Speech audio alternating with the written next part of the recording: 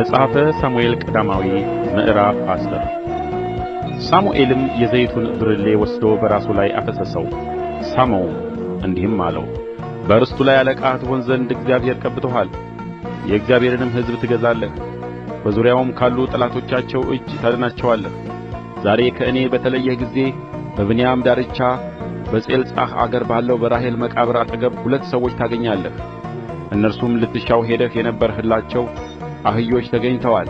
እነሆም አባትህ ስለ አህዮቹ ማሰብ ትቶ የልጄን ነገር እንዴት አደርጋለሁ እያለ ስለ አንተ ይጨነቃል ይሉሃል። ከዚያም ደግሞ ወደ ፊት ትሄዳለህ፣ ወደ ታቦር ወደ ትልቁ ዛፍ ትደርሳለህ። በዚያም 3 ሰዎች፣ አንዱ 3 የፍየል ጠቦቶች፣ ሁለተኛው 3 ዳቦ፣ ሦስተኛውም የወይን ጠጅ አቁማዳ ይዘው ወደ እግዚአብሔር ወደ ቤቴል ሲወጡ ያገኙሃል። ሰላምታም ይሰጡሃል፣ 2 ዳቦ ይሰጡሃል፣ ከእጃቸውም ትቀበላለህ።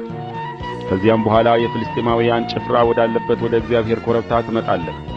ወደዚያም ወደ ከተማይቱ በደረስህ ጊዜ በገናና ከበሮ እምቢልታና መሰንቆ ይዘው ትንቢት እየተናገሩ ከኮረብታው መስገጃ የሚወርዱ የነቢያት ጉባኤ ያገኙሃል።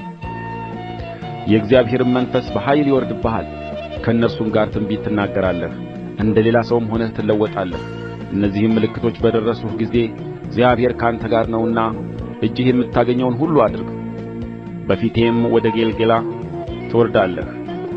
እኔም እነሆ የሚቃጠለውን መሥዋዕት አቀርብ ዘንድ የደኅንነትንም መሥዋዕት እሠዋ ዘንድ ወደ አንተ እወርዳለሁ። እኔ ወደ አንተ እስክመጣና የምታደርገውን እስክነግርህ ድረስ 7 ቀን ትቆያለህ። ከሳሙኤልም ዘንድ ለመሄድ ፊቱን በመለሰ ጊዜ እግዚአብሔር ሌላ ልብ ለወጠለት። በዚያም ቀን እነዚህ ምልክቶች ሁሉ ደረሱለት። ወደዚያም ኮረብታ በደረሰ ጊዜ እነሆ የነቢያት ጉባኤ አገኙት። የእግዚአብሔር መንፈስ በኃይል ወረደበት፣ በመካከላቸውም ትንቢት ተናገረ። ቀድሞም የሚያውቁት ሁሉ ከነቢያት ጋር ትንቢት ሲናገር ባዩት ጊዜ ሕዝቡ እርስ በርሳቸው የቂስን ልጅ ያገኘው ምንድር ነው? በውኑ ሳኦል ከነቢያት ወገን ነውን? ተባባሉ። ከዚያም ስፍራ ያለ አንድ ሰው አባታቸውስ ማን ነው ብሎ መለሰ። ስለዚህም ሳኦል ደግሞ ከነቢያት ወገን ነውን የሚል ምሳሌ ሆነ። ትንቢት መናገሩንም በፈጸመ ጊዜ ወደ ኮረብታው መስገጃ መጣ። አጎቱም ሳኦልንና ብላቴናውን ወዴት ሄዳችሁ ኖሮአል አላቸው። እርሱም አህዮችን ልንሻ ሄደን ነበር፣ ባጣናቸውም ጊዜ ወደ ሳሙኤል መጣን አለ። የሳኦልም አጎት ሳሙኤል የነገረህን እባክህ ንገረኝ አለው። ሳኦልም አጎቱን አህዮች እንደ ተገኙ ገለጠልን አለው። ነገር ግን ሳሙኤል የነገረውን የመንግሥት ነገር አላወራለትም።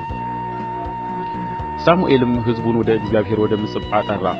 የእስራኤልንም ልጆች የእስራኤል አምላክ እግዚአብሔር እንዲህ ይላል፣ እስራኤልን ከግብጽ አወጣሁ፣ ከግብጻውያንም እጅ ከሚያስጨንቋችሁም ነገሥታት ሁሉ እጅ አዳንኋችሁ።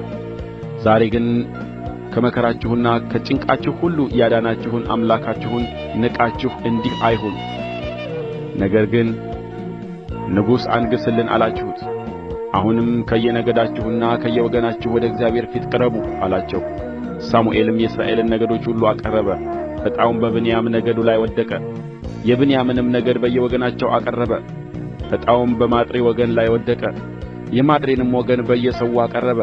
ዕጣውም በቂስ ልጅ በሳኦል ላይ ወደቀ። ፈለጉትም አላገኙትምም። ከእግዚአብሔርም ገና ወደዚህ የሚመጣ ሰው አለን ብለው ደግሞ ጠየቁት። እግዚአብሔርም እነሆ በዕቃ መካከል ተሸሽጓል ብሎ መለሰ። እነርሱም ሮጠው ከዚያ አመጡት።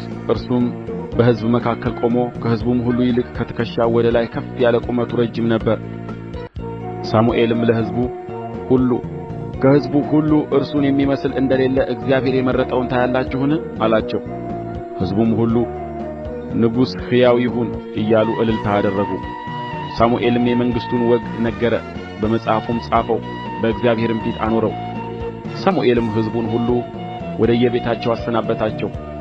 ሳኦልም ወደ ቤቱ ወደ ጊብዓ ሄደ። እግዚአብሔር ልባቸውን የነካ ኃያላንም ከእርሱ ጋር ሄዱ። ምናምንቴዎች ሰዎች ግን ይህ ሰው እንዴት ያድነናል ብለው ናቁት። እጅ መንሻም አላመጡለትም።